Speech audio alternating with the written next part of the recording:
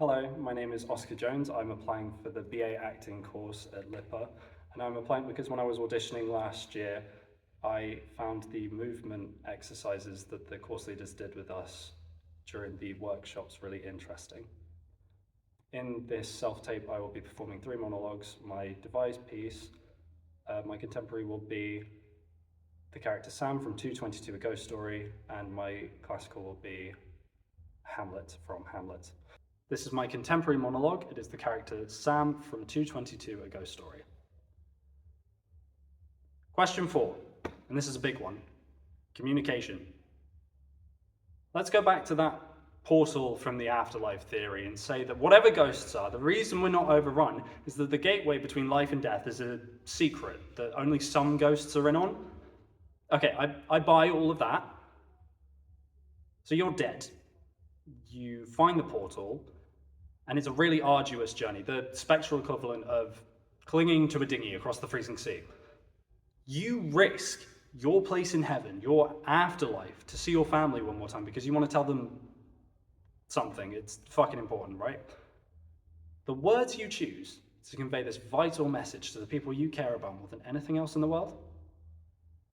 Ooh! Or playing games. Like, oh, I'll let them know I'm all right by knocking that picture off the wall.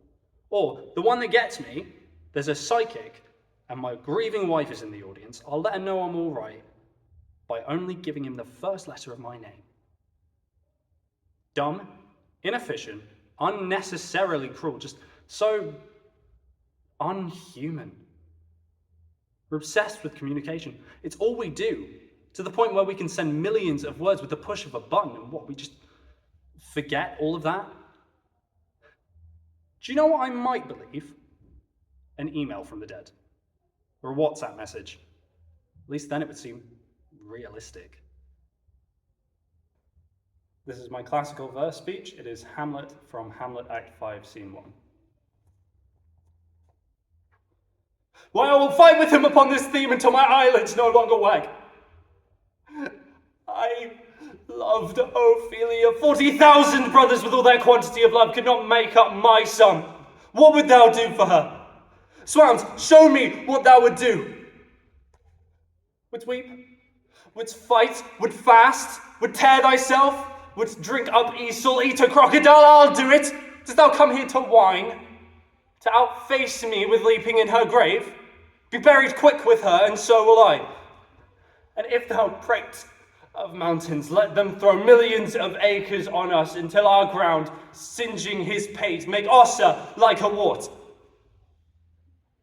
And if thou mouth, I'll rant as well as thou. Hear you, sir. What is the reason that you use me thus? I loved you ever, but it is no matter. Let Hercules himself do what he may.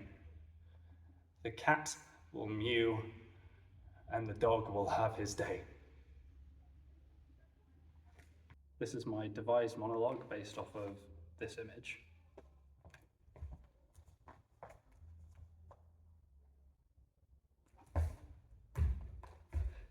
If patience is worth anything, it will last until the end of time. And the living faith will endure in the blackest storm. Gandhi said that. It's a really powerful quote about enduring